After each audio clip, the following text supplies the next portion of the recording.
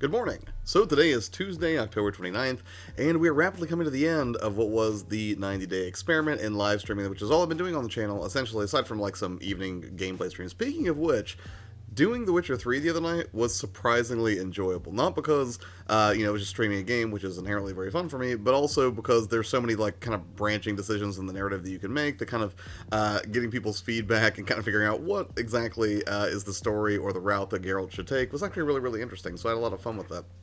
But if you are new here, essentially what I've been doing is seeing what happens to your channel if you decide to only live stream and do nothing else, right? No pre-produced video upload, perfectly tagged and optimized, even though I kind of do that a little bit after the fact with these.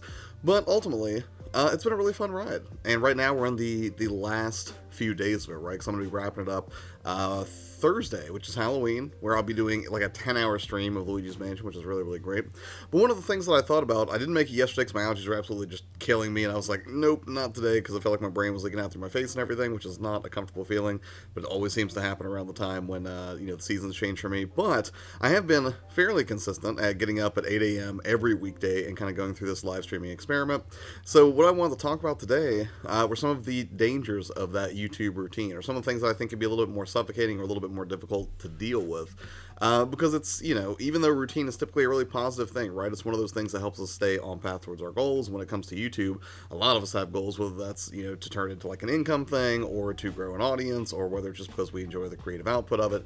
There's a lot to be said of staying on routine because there are just so many activities that are associated with YouTube, right? It's not simply just making a video in a lot of cases. It's like, you have to come up with an idea, and then you have to execute on that idea, upload it, get it optimized, then you have to worry about all these other things, right? Like social media and talking to community, and they're just like, so many different tasks that get associated with that process, that having a routine in place is, generally speaking, a very good thing. But it's not without some pitfalls that I was considering. And when I really kind of started to break down like my own YouTube routine, the kind of things that I go through on like a near daily basis or from week to week to try to make sure that, stuff's staying on task and that the channel continues to grow and the content is continuing to go out, I realized that there can be some sort of negatives associated with that. And I want to go through a few of them today and then talk about some ways you can avoid falling into some of the trappings of those negatives to make sure that you don't end up crazy, which naturally is why I chose American Psycho for the thumbnail, because that was a dude who was rigidly into routine, so I thought it would be a good idea to kind of, talk out some ways to not fall into like a Patrick Bateman type situation, because I think that would be pretty bad for most people. So, one of the first things I think that's kind of dangerous about, consistency or routine on YouTube is that it can be really easy to fall into a rut where it's really hard to come up with new ideas. And that kind of makes sense, right? If you're doing the same thing day in, day out, or if you kind of have this very rigid routine established, there's kind of this constant pressure on you to come up with new ideas. And I was actually really happy with some feedback that I got from the game looters on one of these streams the other day, because, good morning, Adrian. Because one of the things that they had pointed out, because I was talking about, like, should I just keep doing, like, strategy or tips and this kind of stuff, like, every single day, assuming the live streaming continues after Halloween and we keep doing the 8 a.m. thing, which admittedly has been a lot of fun for me. And one of the things they pointed out was that it might be fun to kind of go back and forth or mix it up a little bit and not only do videos like this, much as I love them. And I have to say, that's actually pretty helpful. The more I thought about it, the more I realized, like, it has been hard a few weeks to come up with new ideas for content, where it used to be that I'd only do, like, 1 or 2 videos a week. During this experiment, I've been doing, like, 3 to 5 videos that are within, like, the helpful realm and, like, tips or strategy and things of that nature, which, it can be hard to continue to come up with new ideas. And that's the thing, I think that it's not as hard to come up with new ideas when you've got, again, margin, which is a huge thing that I advocate for, right? Leaving yourself some breathing room when it comes to those sort of tasks. But if you're constantly, if you're on a daily schedule, like I'm kind of at right now, it can be really hard to come up with new ideas because you're constantly thinking not only of, like, okay, what's something new that I can come up with that would be fun or interesting to talk about, but it's also in the back of your mind, like, oh man, I have to do all these other tasks that are associated with that daily content, because you have to create thumbnails, then you have to flesh out the content itself, make sure nothing else is going to get in the way. Mom, good morning. I hope you and Dad are enjoying the beach right now. So, I think that's one of the dangers of constant routine and consistency, especially if it's an aggressive routine, kind of like what I'm doing right now, is it can be hard to just come up with new ideas.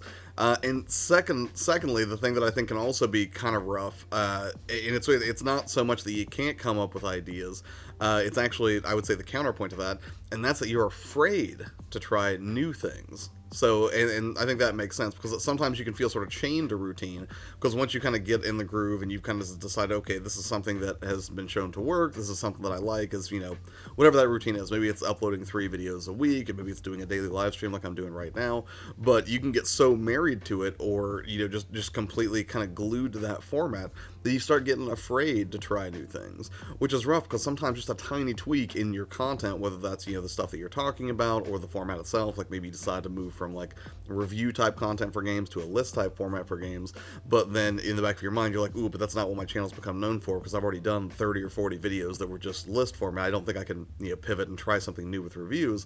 And then it becomes kind of scary, right? Like, you don't necessarily want to take the leap and try something new, because what if it doesn't work out? You know, it's very safe and comfortable to kind of stay in a routine, so the idea of trying something new that sort of breaks out of it can be intimidating. And that kind of sucks, because sometimes just a small tweak to something like your format, your release schedule, you know, the content itself, the topics that you cover, might be that thing that sort of, you know, catapults you forward or gets you, you know, more growth that you're looking for on your channel, assuming that's your goal. So I think that's another danger, is that you can feel so chained to routine that you're just completely terrified about trying something new. And I think a lot of that's rooted in the third thing, because one of the things that happens when you have routine is that you are setting audience expectation, right? Whenever I said I'm going to do 90 days of live streams, people came to expect that, you know, 8 a.m. Monday through Friday, I was going to be going live. Adrian says, I'm going to start doing game collection vids to change things up. Right on. And I would be curious how you got to that decision, man. Like, was there something that you were just like it's time for a change, or did you feel kind of, you know, chained to routine as well? I would be curious to hear your thoughts on that, Adrian. And so again, like, back to the third thing is, you know, and I think a lot of that's rooted in fear, right? It's kind of like being afraid to try a new thing, but part of that fear is kind of rooted in the fact that you sort of set audience expectations with all of the content that's come before, wherever you're at currently in your routine. So if you've been known for doing daily live streams, for example, or if you've been known for doing, like, you know, evening streams through one single particular game for, you know, weeks or months on end, and then you decide, oh, you know what, I'm going to try to make a pre-produced video or something like that, it's not so much that you're just afraid of trying a new thing because of how it's going to affect your comfort level, because you've been so stuck in routine, but also you've already got, you know, this massive collection of videos that you've published on YouTube that sort of set the audience expectation, right? And if you're going to do something that's way outside the norm there, that could be kind of a scary thing, because you don't want to be somebody who betrays your audience. You don't want to feel like you're letting people down. And some of these fears, I think, I think this fear in particular can be unfounded a lot of times. I think people tend to not put very much faith in their audience when they probably can. Because one of the things that I've found is, even when I've tried to do new things on this channel, usually as long as I talk about it and keep people informed, you know, no one's really flipped out in a majorly significant way, right? Nobody's really, you know, I mean, now to be fair, I've still stayed within the realm of video games or YouTube. I didn't decide, you know what, I'm going to start making videos about bird watching, because I think that would be a pretty tremendous betrayal for people who come here for video game type stuff. But it is something that I think, you know, can be bred by routine, right? Is that inherently, the more you stay on routine and the more you're putting out content, it's not just that it's routine for you, it becomes routine for the audience as well, and that's something that can kind of keep you in a very particular space. Sushi, good morning. Beck, how are you doing? Thank you for the unicorn. That is delightful. Adrian says, I just realized I needed to do something new to help bring in new people. Plus, I think it will be fun. I think that's an excellent combo. Like, trying to do something, you know, because you think it'll speak to the audience more. Excuse me. But then also that you enjoy it, I think, is a huge thing. And I'm actually going to talk about that here in a few seconds after I get through this next point. But one of the other dangers of routine is, like, when you sort of start adding all these things up together, right? If you feel kind of stuck in a rut where it's like you can't come up with new ideas, or you come up with new ideas but then you're afraid to engage them, or, you know, you come up with new ideas and, you know, you're comfortable making the change, but then you're worried about how it's going to impact the audience. You know, is that once you start adding all these things up together, it can start to feel like a grind, even when you love it. And I think that's one of the biggest contributors to YouTube burnout, is that it sort of stops being fun for a lot of people, as Adrian pointed out. 8-Bit, good morning, man. How are you today? So, you know, and that's the thing for a lot of us, you know, this is like a fun hobby in a lot of cases, right? Or for some people, they're really trying to make something out of it, and they do that because ostensibly they enjoy it more than what they do for their day jobs, or they, you know, see, you know, some other goal that they want to achieve personally by putting content out on YouTube. But even, you know, when you start adding up all of the different elements of routine, even if you love it, like, even if you love filming and you love editing and you love the entire process of interacting with people in a community, sometimes it can start to feel kind of like what I talked about a few weeks ago, kind of robotic, right? Or you feel sort of like a cog in this machine that you've created, where, you know, it's not so much that you're like, oh, I'm excited that I get to do this. You start to feel like, oh man, I have to do this because I've done it so consistently for weeks, months, or even years on end, that to stop now would not be something to even consider, or to take a break would be completely out of the question. So in that way, it can start to feel like a horrible grind. I think that can be a really debilitating feeling, right? Even if you started with the best intentions, even if you began this as something you were completely nuts about and you enjoyed to no end, it can get to a place where you're like, am I just recreating the horrors of, you know, like maybe it's like a day job that you don't love, or, you know, some other part of your life that also has routine that you're just not a big fan of. And, you know, I think that also can be kind of a pitfall that we don't really think about. Usually, again, when you start a routine, you have the best intentions and everything feels good, but at a certain point, it can absolutely not feel good, especially if you let yourself fall into the headspace where you're feeling like trapped, either by the format, by the audience, what have you. And all that kind of leads up to, you know, again, if you get to a place where you can't think of new ideas, or you do think of new ideas but you're afraid to execute, or you're worried about what the audience is going to think, or things are just starting to feel like a horrific daily grind, all this kind of grows into like what I think is the biggest pitfall of routine, is that you can absolutely grow to resent it. And that's not a good feeling. Resentment is usually not a good feeling, period, whether that's directed at another person, directed at yourself. Certainly if it's directed at this routine that you started with, you know, what you thought were really good intentions. And the thing that really sucks there is if it gets to the point where all these things sort of like add up and they compound on top of each other, is there's a temptation in that resentment, I think, to completely abandon routine. Because it lets you get rid of some of the things that are causing you pain or frustration, right? If you're frustrated by the fact that you can't generate new ideas, if you're frustrated by the fact that, you know, you don't have as much free time as you used to on account of this thing that you made a commitment to, that could lead you just being like, you know what, I'm out, I'm done, I'm just not going to do this anymore, it's become too rough. And that's where I think you get into a place where YouTubers either burn out entirely and they just drop out of the game, or they will drop out for a really long period of time and sort of have to regroup, because I think, you know, that constant constant barrage of frustration that can be associated with routine can kind of weigh on people in a significant way, right? And that sucks, because if you abandon routine entirely, odds are good there were some really good things about your routine, and there were probably some things you really enjoyed about it, but I think over time you lose sight of it because you become so focused on the negative things as they start to manifest, which makes sense. You do something over and over and over again, you're going to start to see the good and the bad of that decision and, you know, of that constant routine.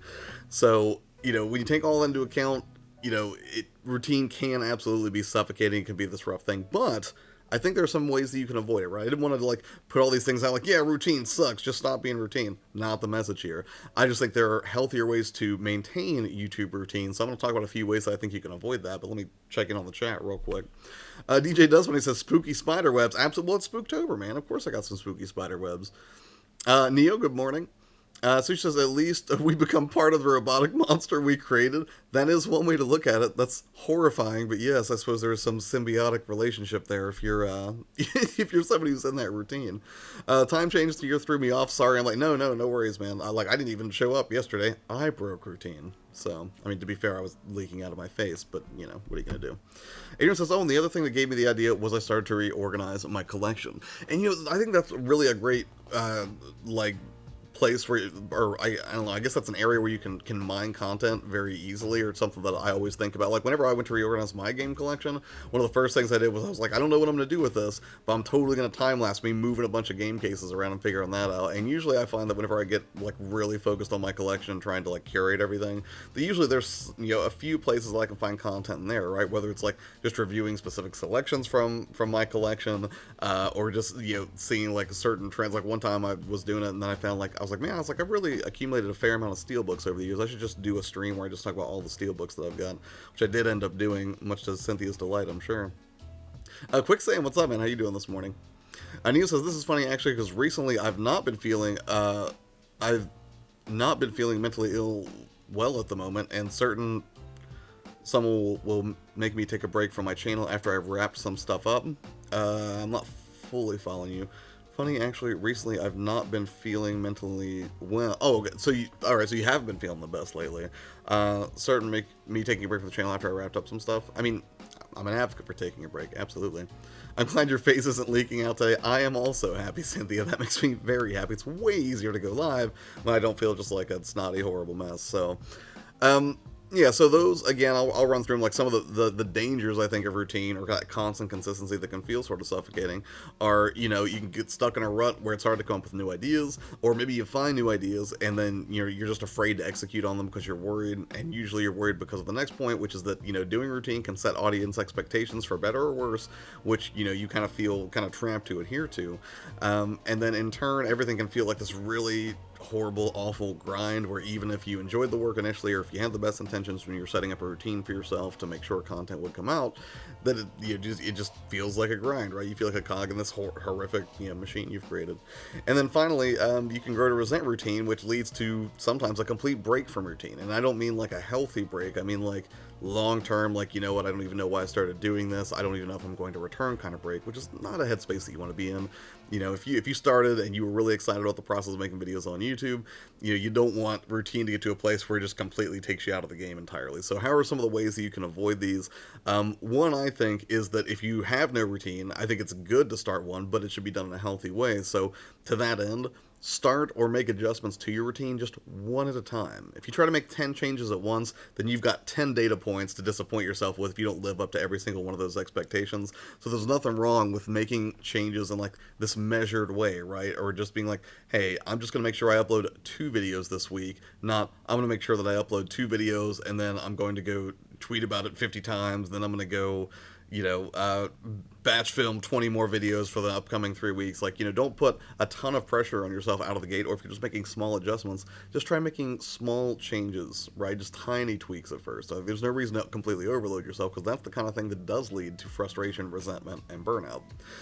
Next up, one of the things I would say to do is if you're creating a routine, or if you're adjusting one that you've got, try to make sure it's loaded up with the things that you enjoy. Now, naturally, a lot of us put routines in place because there are certain things that we don't like, things like exercising, or we don't necessarily like getting up early or things like that.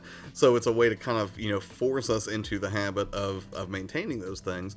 But at the same time, if you create a routine that is purely built up of things that you hate doing, especially on YouTube, it's going to be really a hard struggle to maintain those things if you're just constantly bombarding yourself with one, things you don't like to do, and then two, holding yourself to the accountable to the standard of getting them done, and then feeling guilt about not following through on them. So I think it's good to make sure that while, yes, routine can be helpful for doing or not doing certain things, in the interest of productivity, if that's all you ever do, I think that's a great way to make sure that it's not going to work. So make sure that somewhere in your routine that it's loaded up with the things that you really, really dig, and try to minimize the things that you don't like. Not to the point where, it's damaging, I guess, but at the same time, make sure there's a good mix there.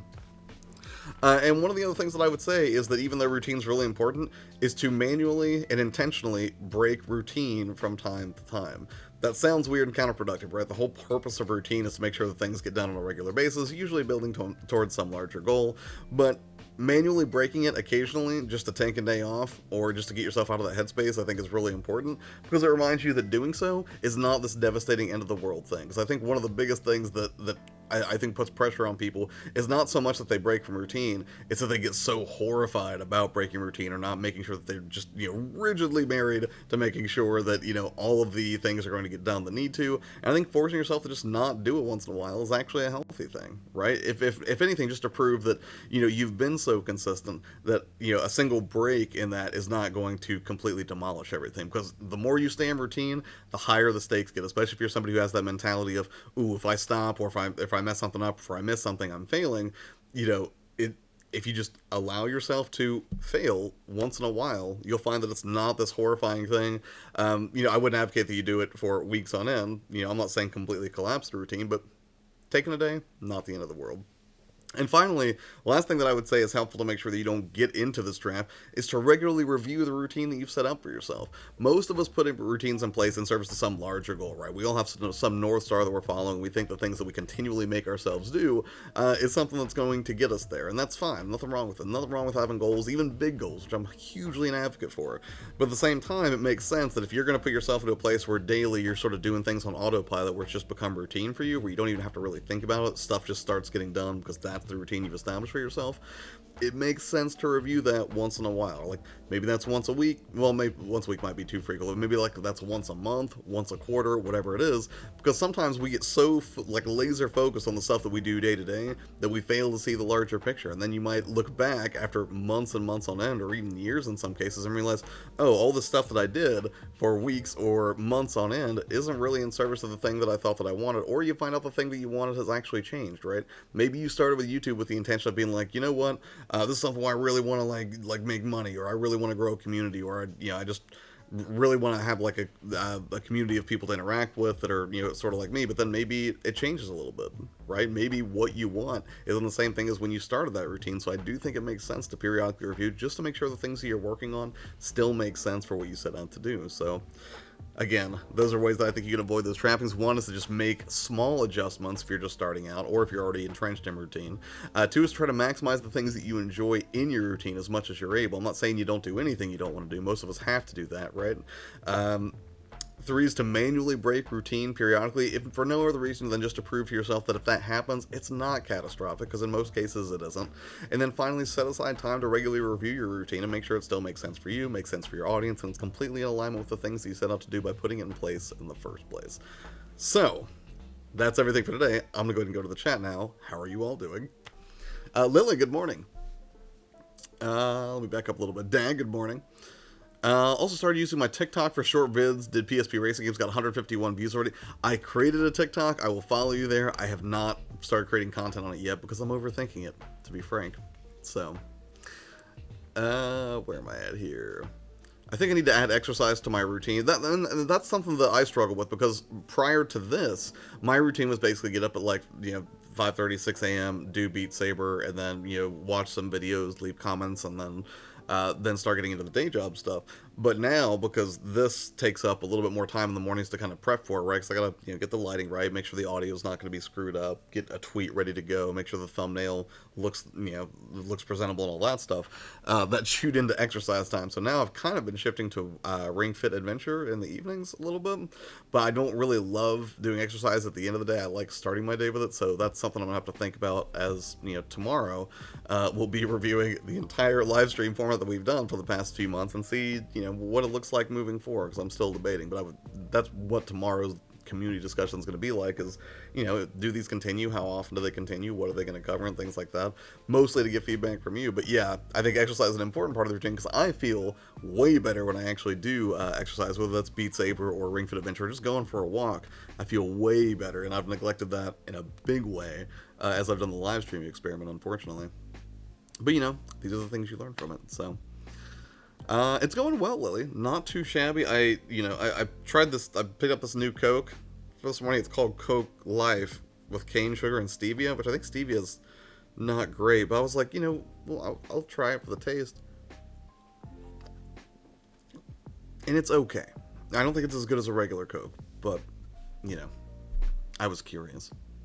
Nia says, I also think that I'm way too stubborn. I'll say I'll take a break, just never do, and just keep going till I crash. Right, and I think, and I'm the same way, Nia. Like, I'm somebody who will be like, yeah, I'm totally gonna chill out or take a break, and then I have a very bad tendency to just kind of run myself ragged and not spend enough time taking like a mental inventory and everything. Lately, I've been better about it. I've been kind of taking a day, whether that's Saturday or Sunday, once a week, to kind of just be like, okay, don't do YouTube work today. Like, I might still be active on Twitter a little bit, or Instagram or something like that, but generally speaking, I've been trying to take at least one day a week to just completely clear everything out, have the margin, have a little bit more, I guess, mental and emotional bandwidth to kind of work with, to make sure everything's still feeling right. Protect the asset. Shaboinky Boink, good morning.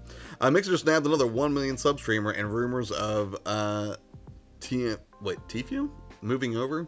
Mixer just keeps scooping them up, man. I don't even know most of the streamers they're grabbing now. I know that they're big streamers, though. Not within my wheelhouse, but ultimately, I mean, they're making some strong plays. I think a lot of people had underestimated Mixer, which I still think technologically, I think that they have an edge over Twitch. Now, they don't necessarily have all the same features in place, and they certainly don't have the numbers, but that could be shifting if they keep, snatching up these large streamers with exclusive contracts. If it works for them, I think they'll keep doing it. The question is, once they get people in the door to follow the streamers, will they actually stay, or are they only going to stay as long as that streamer's there? Like, will they find other reasons to stay locked into that ecosystem? And I'd be curious. Jugs, good morning, man. How are you today? Let's see. Last Neo says, like, I think last year I streamed on Christmas Eve. I hate not being on the channel and doing stuff for it. Yeah, I mean, and that's the thing. Like, usually I'll take breaks around holidays and stuff to spend time with friends and family and everything. But I know what you mean. Like, and I think there's a guilt that shows up there in and it's not even just like at the holidays or when there are times where it makes sense to engage with the people in real life, I guess.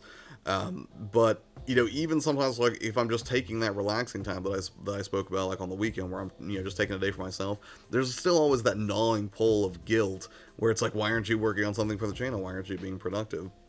Some people, I think, are more prone to that than others. My particular flavor of anxiety makes me very much in tune with it, so I have to sort of condition myself to be like, no, it's completely okay to just spend 12 hours playing The Witcher with no aspiration to stream it, although now it looks like I'll be streaming The Witcher every Sunday, so that might not be true. But any other game, Dragon Quest 11 or Dead by Daylight or some other game I'm enjoying, I don't necessarily feel that horrific pull as much anymore. I don't feel so bad about it. Got back to work. See you later. Quicksand. Take care, man. Appreciate you hanging out a little bit. D-Dub says, if you watch Breaking Bad, you know people who drink how people who drink stevia end up. I haven't actually. I watched El Camino the other night with my dad, D-Dub, and I have to say I was real skeptical about that, but it was really good. I mean, it felt like a long Breaking Bad episode. I'm not going to spoil anything here if somebody's a Breaking Bad fan and they have aspirations to watch El Camino, but I really enjoyed it. It was good. I was surprised. The only thing that kind of threw me off was, like, obviously all the characters are like 6 years older, so it's kind of hard to take in, like, oh, this happened minutes after the end of Breaking Bad. If you know what happened at the end of Breaking Bad, I won't spoil it. But yeah, that was the only thing that really threw me off. Other than that, awesome. Really enjoyed it. Lily says, I don't drink soda, can't stand the carbonation. Sprite and Orange Fanta are the only ones I'll drink occasionally. Do they just have less carbonation, you mean, so it's less irritating? He says, I wanted to stream on Christmas Day. I have a problem. Okay, I know this. I mean, and that's the thing, like, streaming on Christmas Day, like, you can do it, and I'm sure there will be a few people watching it, but generally speaking, I would say that Christmas Day is probably not the best time to stream, just because most people are probably indisposed hanging out with their families, so you're not even going to get the numbers anyways, right? It's almost like a collective time for many of us to kind of take a break. Keep forgetting about El Camino. Is that on Netflix? Yes, it is on Netflix. You can watch it right now, and it's tremendous. It's got some surprises, kind of keeps you guessing. It feels just like a really long Breaking Bad episode, predictably, I guess. But it does provide some nice closure that I think that the finale of Breaking Bad may not have. I mean, I'm not gonna spoil anything, but I will say the end of Breaking Bad I thought was really incredibly well done, and in some ways I felt like I got plenty of closure from it. But then they kind of went the extra mile with El Camino and gave you a little bit more insight into what happened with one of those characters at the end of it. So, worth a watch. I will say that. They're the only ones that you've tried, Lily? There are so many sodas. You should try Jones sometime and try their, what is it? It's like a blue lemon type soda, but it's really good. Are you guys planning anything for Black Friday? Ooh, good question. I'm gonna kick back and wait and see what the sales look like for Black Friday. Generally, I don't do a ton of Black Friday stuff. Sometimes I like it, not because I'm one of those people who likes to go out and stand, at 3 or 4 in the morning outside of a Best Buy because I want to get a good deal on TV, because I feel like it's almost like the time that you have to invest to get the deal on the TV almost negates the savings that you would get by doing so. But sometimes it is fun to just kind of wander around in the chaos there.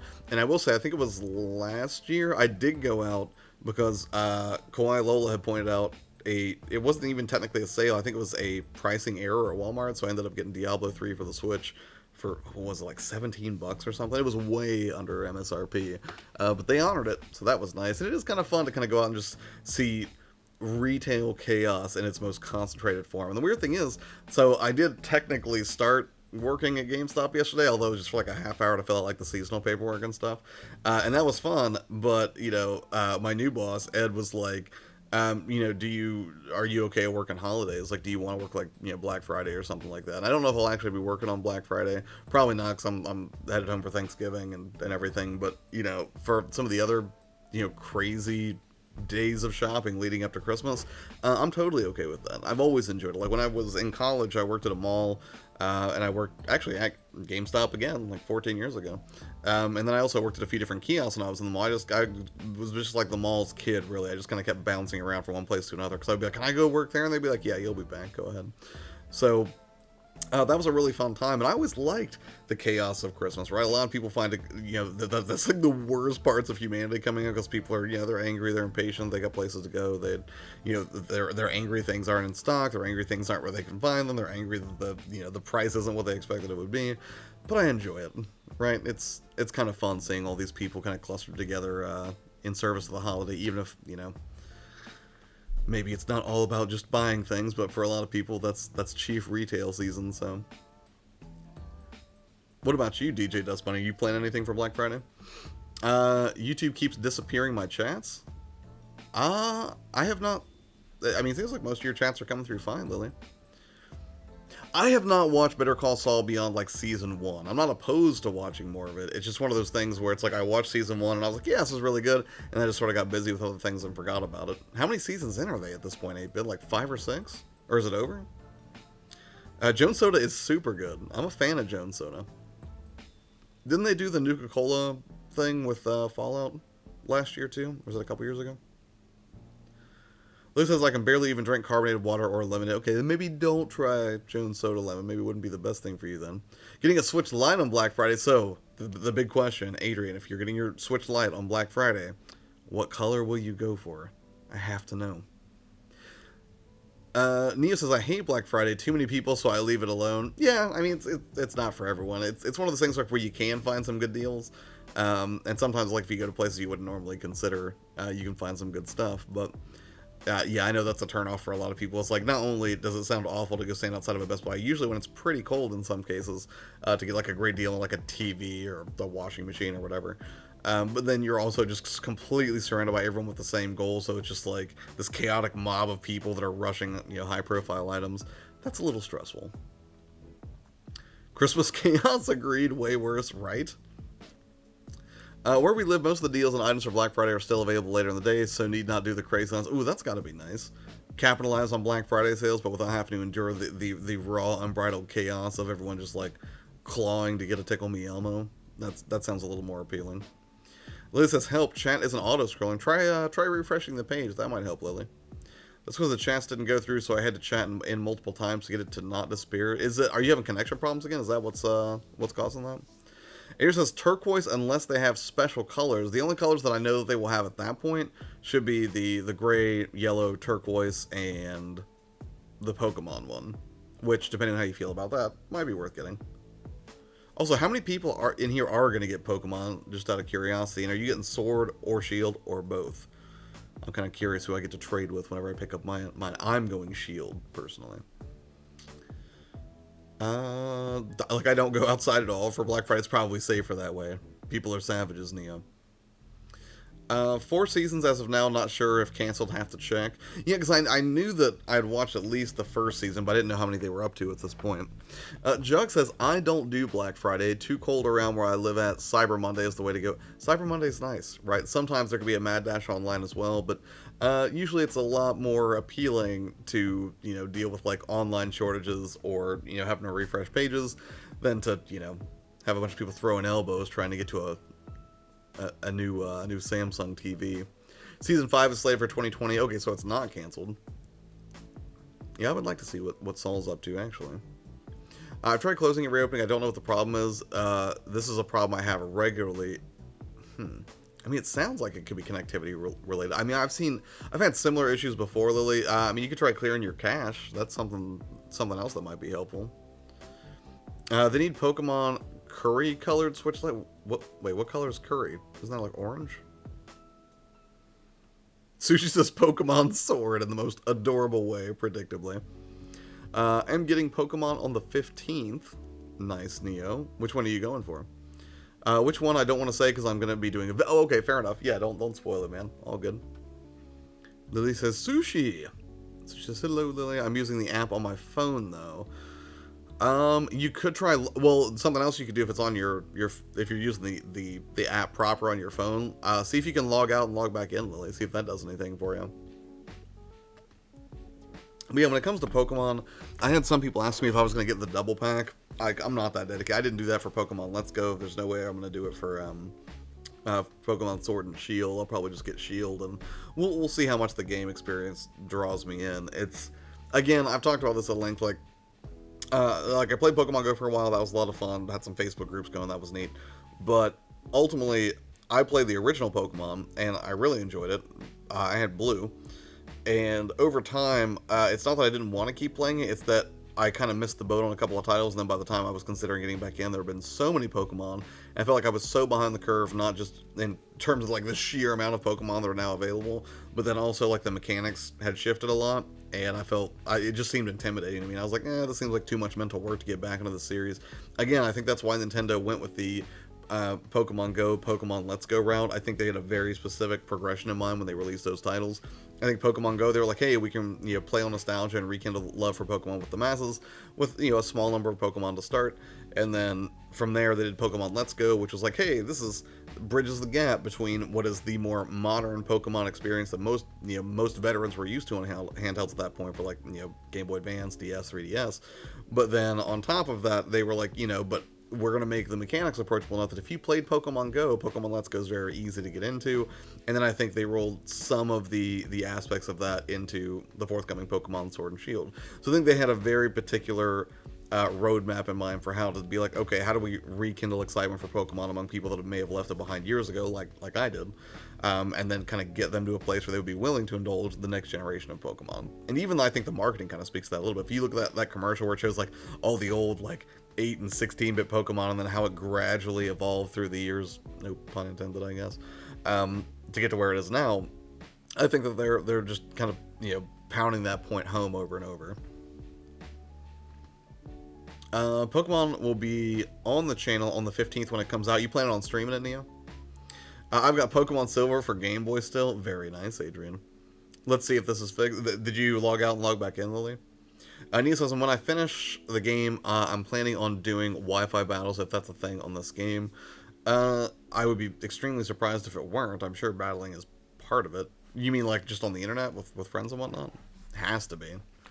That would be a crazy misstep not to. But then again, we've seen Nintendo make some crazy missteps before, specifically within the areas of online multiplayer, like Mario Maker 2, right? They didn't even have some of the features there that they were kind of showcasing available to do in any kind of way multiplayer, unless you were doing like local on the same machine. That didn't come until later. Sushi says, Lily, I'm struggling to get out of bed. It's cold and I want to hide forever. I know that feeling. Right there, it's especially easy in the wintertime when it's freezing outside. So, but yeah, when it comes to like upcoming games, now that I think about it, the big one for me is going to be Death Stranding. That's what, a week away at this point. That's going to be exciting. Luigi's Mansion, I'm very pumped for Thursday. I think I'll probably get started streaming at noon. I think I'll give myself time to basically get lunch and eat before I embark on basically 10 hours of streaming. And then I'll take a 1-hour break to be over on the Lootcast again. The game looters have asked me to come back this Thursday, so I'm excited for that. And I figure after playing 10 hours of Luigi's Mansion 3, I'll be in a good position to talk about it. I feel like that's a good time to get some experience. So I took the day off work for the entirety of Halloween. And I'm off the next day too, so I can kind of, just stream to the point of utter exhaustion, crash and sleep in a little bit on Friday, I think, will probably be the plan. But ultimately, like, if you've seen some of the video for Luigi's Mansion 3, whether that's trailers, whether you watch, like Happy Console Gamer talk about it, like, the thing looks like a technical marvel for the Switch. Now, I know everyone gives the Switch a hard time, because they're like, well, it's not really a next-gen console. It certainly doesn't have the graphical power of the Xbox One X, but everything I've seen for this game, like, it looks so richly detailed, like it just looks like a Pixar film. I can't wait to crack in this. I love the original Luigi's Mansion when I got it launched with the GameCube back in 2001, and then I picked up Dark Moon and beat that, which was great. Which is weird. Apparently, some people were like, ooh, Dark Moon's a really hard game. Like, I don't think it was that hard. I don't remember it being that difficult. I don't remember getting stuck someplace where I couldn't progress in Luigi's Mansion Dark Moon. But nonetheless, I'm glad we're getting technically a console version of it, although it almost feels like a cop-out because it's also a portable version of it.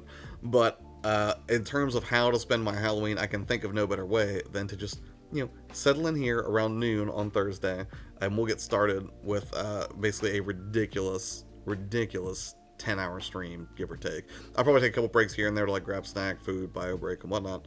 But ultimately, that just sounds like a really good Halloween for me, right?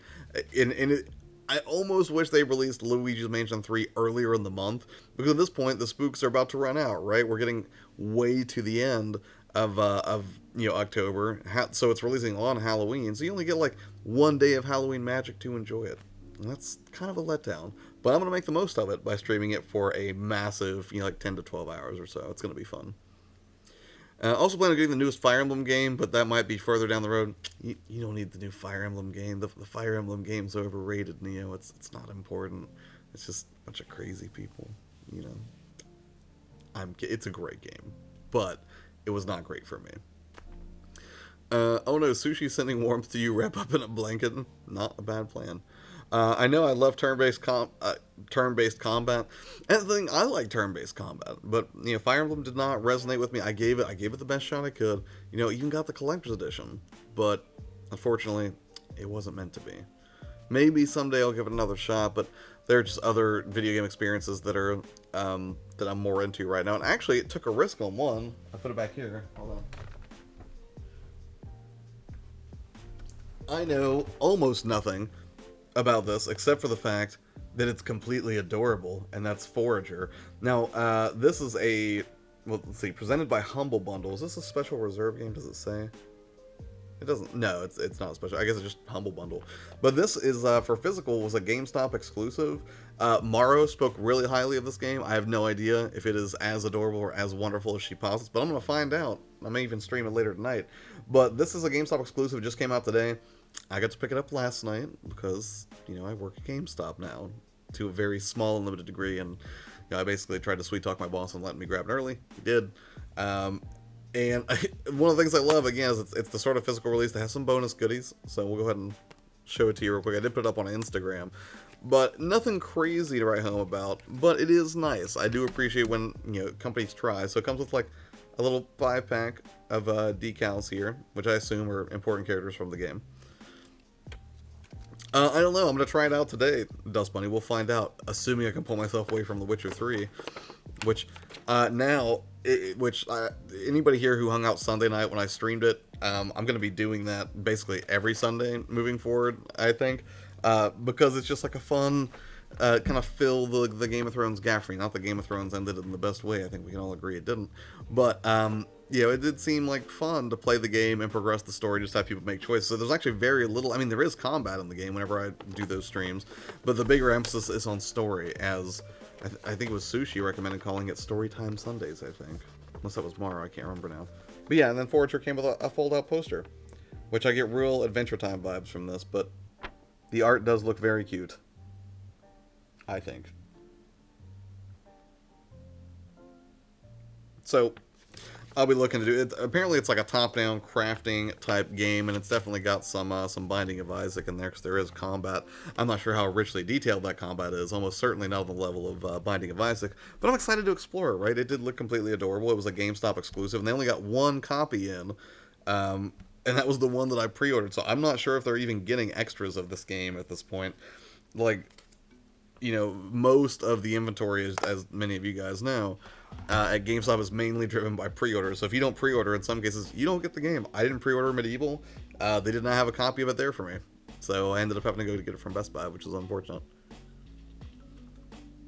I know, right, Sushi? How can you not love it? Same, Lily. Lily says, I'm still wearing shorts and a tank, sleeping, so morning coldness by myself. I just get hot during the night, so I don't want to wear warmer clothes. Yeah, I'm one of those people who has to sleep like blanket half on, half off, because, I like to be cold when I sleep, but not too cold. It's a very delicate balance. Josh, don't talk smack about my precious Fire Emblem. I didn't talk smack. I'm just not for me. It's not for me, Sushi. Nia says, wait, Josh, what's wrong with Fire Emblem? Are we going to have a problem here, Josh? Do I have to put you on a hook? You got lucky the first time. All right, Neo? I follow the creator of Forager on Twitter, and yet I haven't bought it yet, but it looks addictive in a good way. And that's the thing, like, I checked out some Steam, because on Steam it's got like a 9 or a 10, like, people are overwhelmingly nuts about it. But a lot of people are just like, it's an automation simulator, like, it just forces you to constantly play. What Fire Emblem get? And do you know what house you're going with? Josh, I had a thought for Wednesday's or tomorrow's stream. What's your thought for tomorrow's stream, Lily? It was me, Josh. I also do a series called Storytime Sundays, but mine are about in real life stories. But I thought it would work for your narrative based games. Well, thank you for letting me borrow that. I appreciate it. Storytime Sundays. Except we only play deep narrative games that last for hundreds of hours. I think that could be fun. 8-Bits is kind of off topic, but super excited to go to get, another game con this week. Which one are you going to, 8-Bit? It's really not like that, buddy. Wait, what's not like what? I don't know what you're saying, Neo. Anyone else have good plans this weekend? My only real plans this weekend are to chill out a little bit and then work on the content that's going to be coming in the following weeks, you know, based on what we figure out for the live streams. And then beyond that, I don't think I have any major plans with friends. Let me check that now. No, I'm not sure. Because I think what's weird is me and my buddy Ben did not get to go to a haunted house yet. But there's one that's open on the 2nd, so I think Saturday night I may be doing that with him. But beyond that, I'm probably going to chill out, you know, clean the house. Maybe I'll make some chili, play some video games, relax. I think it'd be good. I think maybe tomorrow should be discussing for at least part of the future of the morning streams. That's almost entirely what it's going to be tomorrow, Lily. So no worries there. Tomorrow, my only goal is to talk about what's going to continue, because the next day I will probably still... tomorrow will technically be the last one. I think Thursday will technically be the last one because that's Halloween, so I'll probably still get up and do an 8 a.m. stream. But then I have to go to GameStop to pick up a copy of Luigi's Mansion to get ready for the, for that 10-hour Luigi's Mansion spooky stream, which is going to be super fun. I'm excited. But yeah, that's almost entirely what we'll be talking about tomorrow is, you know, what does this look like moving forward? Should it just be, you know, tips exclusively? Should we try the news format? I'm not sure. These are questions I don't have the answer to yet. I knew I already beat the Golden Deer route, but I haven't finished the other routes. I have over 100 hours on FE. Oof. That's an investment. Fire Emblem is not just a simulator? Did I say was it just a simulator? You're voting for these streams to continue? Thank you, Neo. Goose and Fire Emblem is the new Sans in Smash. Wait, what? I think they will have to continue in some capacity. One, because I really enjoy it. But, you know, I also have to consider the same things that were the topic of, you know, this morning's, like, initial discussion. Like, you know, my own routine. Like, you know, what can I realistically, you know, stick with without going crazy? Okay, Sushi, well, good for you. Sushi, good for you. Fire Emblem is my tea time simulator. Maybe we'll just make, you know, maybe we'll just make the live streams only tea time. How would that be, Sushi? Just every morning, we'll just gossip about people for hours on end. That could work, right? Or I'll just... You know what should be the next Storytime Sunday, eventually, is we should do an evil run of the Outer Worlds. Because I've been enjoying the Outer Worlds too. Maybe that's what I'll do this weekend for the game that I play when I'm not doing Storytime Sundays, as Sushi put it. I'll just play the Outer Worlds, and then whenever we eventually finish Witcher 3, which will probably be like next summer at that point, you know, we can just play the Outer Worlds. We'll do an evil run. Here's a question for y'all. Hit me, Lily. Gossip tea? I mean, we could. Although I don't think I'm great at gossip. I don't really keep up with a lot of drama most of the time. I mean, sometimes you see it at a distance on Twitter, but beyond that, not a ton. Have to wait to make sure I get Pokemon first. So Pokemon higher on the priority list for you than Fire Emblem, Neo.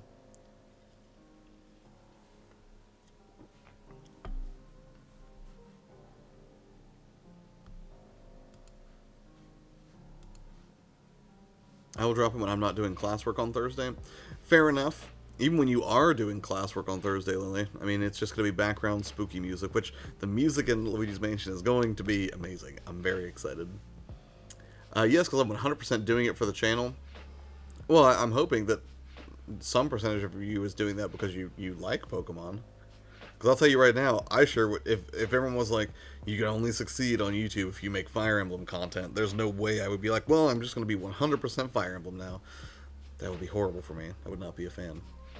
Even if it means staying up till 3 in the morning. I have really good self-discipline. My mom helped me develop it early on, but I've gotten so good at it that I won't stop working till I finish all the work that I want to. Relatable. I'm with you. But much as I would love to stay and continue to talk about routine itself and being disciplined, or just, kind of hanging out, talking on the chat, I'm going to go ahead and end it right now because I got work starting soon. So I will see you guys either later tonight for a potential Forager stream if you want to hang out. And then definitely tomorrow morning and, obviously Thursday. Luigi's Mansion 3, Halloween. I need to figure out if I'm going to dress up for that or not. So, anyways, thank you guys so much for taking the time out of your morning. I always appreciate it. I'm going to go ahead and kill it right here. But enjoy the rest of your Tuesday. And, tomorrow we will talk about the morning streams and whether or not they continue indefinitely. If so, at what frequency and what content that's going to cover. But yeah, you guys enjoy the rest of your day, and I will see you on the next one. All right.